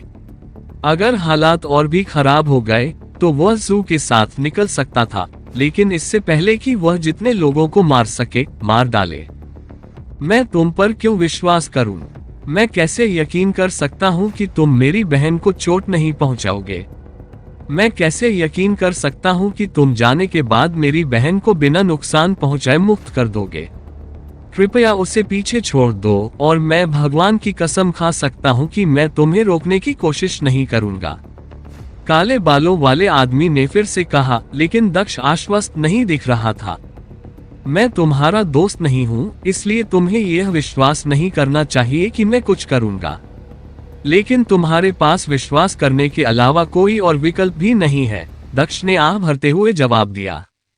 अगर तुम मुझ पर विश्वास नहीं करते तो तुम्हारे पास एकमात्र विकल्प मुझ पर हमला करना है, लेकिन अगर तुम मुझ पर हमला करते हो तो ध्यान रखना कि इसका मतलब तुम्हारी बहन की निश्चित मृत्यु होगी। अब चुनाव तुम्हारा है। मुझ पर हमला करो और अपनी बहन को मरते हुए देखो, या मुझे मुक्त करके जोखिम उठाओ और कुछ समय बाद अपनी बहन को मुक्त होते हुए देखो। ये सब तुम्हारी बहादुरी के बारे में है। इस शहर के तथाकथित बड़े शख्स के रूप में मुझे तुम्हारी बहादुरी पर संदेह नहीं करना चाहिए, है ना? दक्ष ने मुस्कुराते हुए पूछा और मजाक उड़ाया। अल्पविराम। दक्ष जब काले बालों वाले आदमी पर नजर रख रहा था तो उसने अपनी दिव्य इंद्रियों को भी फैला दिया था। कोई नहीं जानता था कि दक्ष हर किसी पर नजर रख रहा था, यहाँ तक कि उन पर भी जिन पर वह नजर नहीं रख रहा था। उसने अपनी दिव्य इंद्री से नीले बालों वाली लड़की को एक गार्ड को कुछ इशारा करते हुए देखा था। दक्ष उसकी चालाक हरकतों को देखकर मुस्कुराए बिना नहीं रह सका। उसकी गर्दन अभी भी उसके हाथ में थी और वह बस जमीन पर गिरी हुई थी, लेकिन डरने के बजाय वह अभी भी दक्ष से बदला लेने के बारे में सोच रही थी। उसने देखा कि वह गार्डों को जू पर हमला करने का इशारा कर रही थी। वह अभी भी काले बालों वाले लड़के की ओर देख रहा था, इसलिए उसे एहसास नहीं हुआ कि वह उसकी हर हरकत पर नजर रख रहा था। गार्डों ने लड़की की हरकत देखी और धीरे धीरे उसके करीब आने लगे। काले बालों वाले लड़के ने भी ये देखा और दक्ष को बातचीत में शामिल करने के लिए और अधिक बातचीत शुरू कर दी। जैसे ही पहरेदारों ने एक कदम आगे बढ़ाया, एक उड़ती हुई तलवार कहीं से प्रकट हुई और आगे बढ़े हुए पहरेदार का सिर काट दिया। दक्ष ने लड़की की गर्दन पर अपनी पकड़ मजबूत कर ली। लड़की को सांस लेने में दिक्कत होने लगी। मुझे लगा कि मैंने पहले ही यह स्पष्ट कर दिया है, लेकिन क्या तुमने वास्तव में सोचा था कि मैं नोटिस नहीं करूंगा? क्या मैंने नहीं कहा था कि मैं तुम्हारी तरह मूर्ख नहीं हूँ, बहन और भाई? तुम अभी भी मुझे साबित करने की कोशिश क्यों कर रहे हो, है ना? मौत के हाथों में भी तुम अभी भी अपनी स्थिति को नहीं समझते हो। तुम अभी भी खुद को मुक्त करने के लिए मेरी पत्नी को बंधक बनाने के बारे में सोचते हो। क्या मैं वास्तव में तुम्हारे साथ बहुत नर्म हो रहा था? दक्ष ने गंभीर स्वर में कहा। उसकी आंखों में गुस्सा साफ दिख रहा था, जिससे लड़की डर गई। वह महसूस नहीं कर पा रही थी कि उसकी गर्दन पर और अधिक दबाव पड़ रहा है। तुम रुको, मेरी बहन को नुकसान मत पहुंचाओ, मैं तुम्हें जाने दूंगा, काले बालों वाले आदमी ने दक्ष से कहा और एक कदम पीछे हट गया। मेरी बहन भोली है, उसने गलती की है, कृपया उसे चोट न पहुंचाएं। आप शहर से आजादी से बाहर जा सकते हैं, बस मेरी बहन को नुकसान न पहुंचाएं। मैं वादा करता हूं कि अगर आप मेरी बहन को शहर के बाहर सुरक्षित छोड़ देंगे तो मैं आपको ढूंढने की कोशिश भी नहीं करूंगा, उस आदमी ने दक्ष से कहा। पब फ्यूचर द्वारा विज्ञापन, तुम जहां चाहो जा सकती हो और मैं तुम्हें नहीं रोकूंगा, काले बालों वाले आदमी ने दक्ष से कहा। वह वास्तव में चिंतित था कि दक्ष उसकी बहन को मार देगा, क्योंकि उसने देखा कि उसका चेहरा पीला पड़ रहा था। नीले बालों वाली लड़की की आंखें भी लाल होने लगी थी, क्योंकि उसके शरीर में ऑक्सीजन की कमी होने लगी थी। दक्ष ने उस आदमी की ओर देखा और अपना सिर हिलाया। ठीक है, मैं जानता हूं कि वह मूर्ख है, इसलिए मैं उसकी यह गलती माफ करने को तैयार हूं। अपने पहरेदारों से कहो कि वे किनारे हट जाएं और मुझे जाने दें।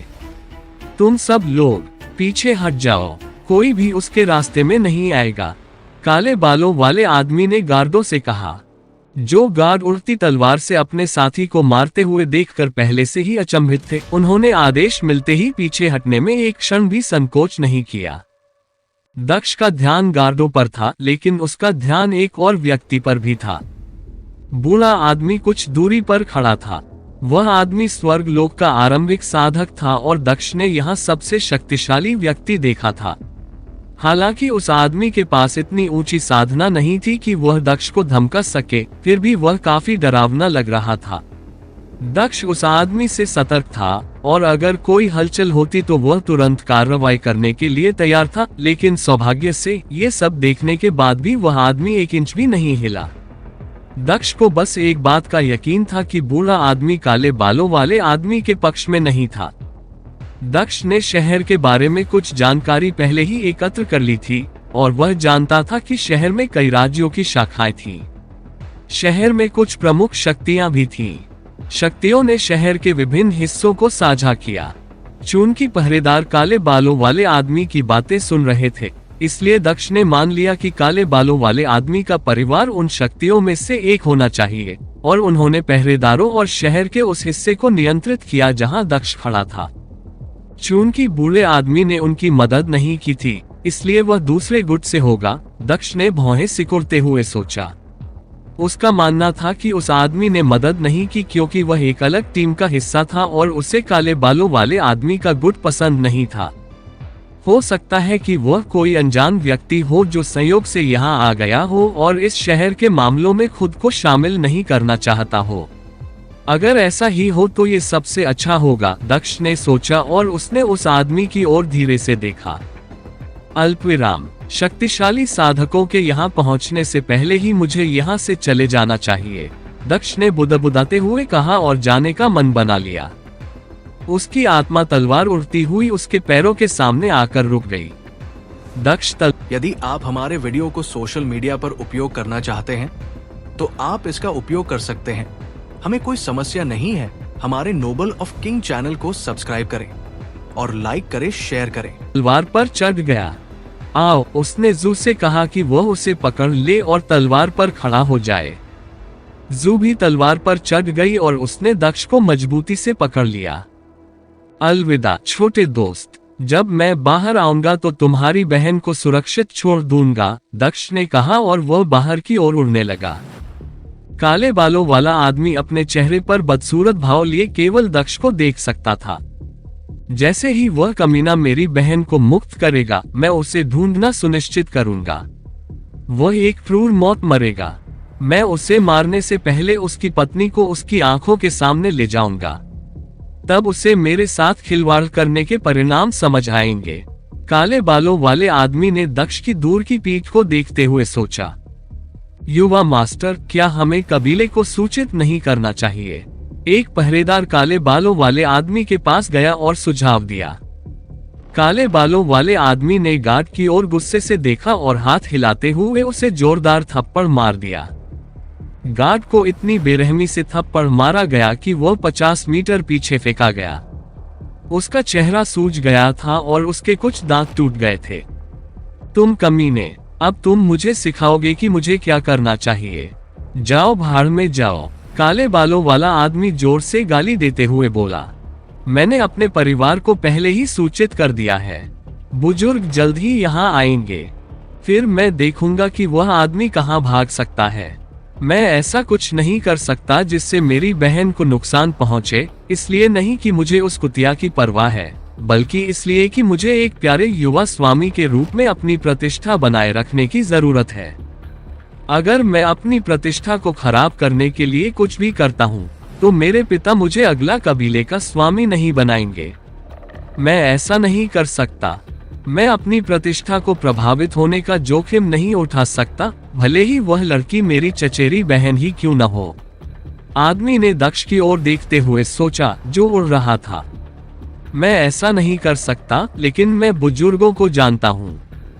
वे निश्चित रूप से कबीले के नियमों का पालन करेंगे और उस कुतिया की परवाह किए बिना उस आदमी को मार देंगे। हम लोग कबीले में अधिक महत्वपूर्ण हैं। उस कुतिया की कोई प्रतिष्ठा और कोई पद नहीं है। वे उसके जीवन की परवाह नहीं करेंगे। अगर मेरे छोटे भाई का अपहरण हो जाता तो शायद बात अलग होती, लेकिन उस कुतिया के लिए वे दूसरी नजर भी नहीं डालते। वह आदमी मर चुका है।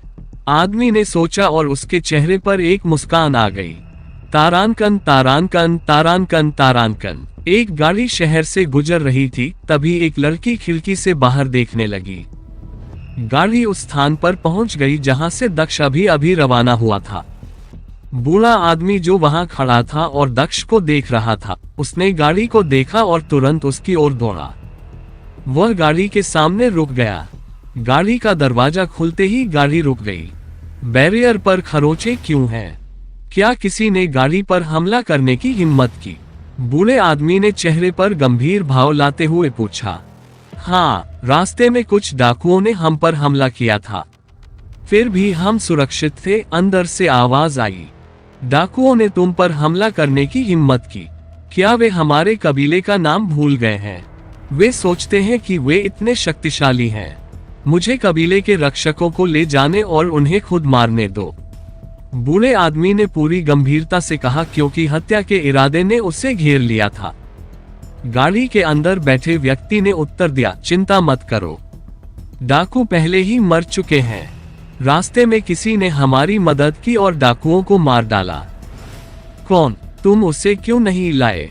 वह हमारा रक्षक है, हमें उसका उचित ढंग से धन्यवाद करना चाहिए। बूढ़े व्यक्ति ने असमंजस में पूछा, क्योंकि उसने गाड़ी के अंदर कोई नया व्यक्ति नहीं देखा था। गाड़ी के अंदर बैठे व्यक्ति ने आह भरी। गाड़ी के अंदर बैठे व्यक्ति ने जवाब दिया, वह व्यक्ति यही नहीं रुका। वह मदद करने के बाद तुरंत उड़ गया। हमने उसे देखा, लेकिन मुझे नहीं लगता कि उसने हमें देखा।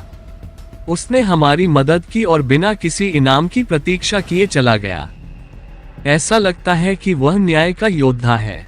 उसने बदले में कुछ पाने की उम्मीद किए बिना आपकी मदद की।